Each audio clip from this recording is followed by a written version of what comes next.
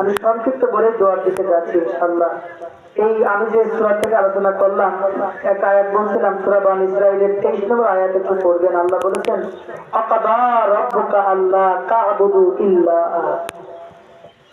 আল্লাহ বলেছেন তোমরা একমাত্র আল্লাহর গোলামি করো। গোলামি করতে হবে কার? গোলামি করতে হবে কার? আল্লাহ আবার তাগিদ দিচ্ছে।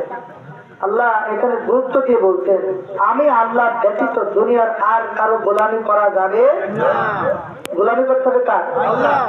আমাদের দাসত্ব করতে হবে কার? আল্লাহ বাদে আর কারো গোলামি করা যাবে। এখন আমরা মসজিদে গোলামি করি কার? সত্যি তো? মসজিদে গোলামি করি কার? জমিনে গোলামি করছি কার? কথা করছে না। জমিনে কার?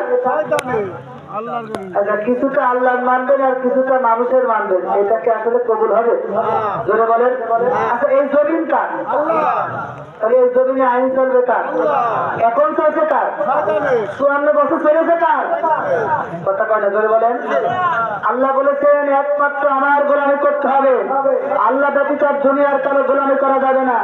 তাহলে আপনি মসজিদে আল্লাহর আইন মানছেন আর এই সমাজে এই জমিনে এসে সরকারের আইন মানছেন, আল্লাহর গোলাম হতে পারেন না। কথা বলে ঠিক না? 54 বছর যা ভুল করেছেন তওবা করে আল্লাহর গোলামের পাবন্দি করতে হবে, আল্লাহর গোলাম হয়ে আল্লাহর আইনের পিছনে ছুটতে হবে। রাজি আছি তো সবাই? বলার দায়িত্ব আমার, মানবেন কি না মানবেন আপনার ইখতিয়ারে। শোনেন, আল্লাহ বলেছেন তোমরা আমি আল্লাহ ব্যতীত আর কারো গোলামি করো না, এটা আল্লাহর নির্দেশ।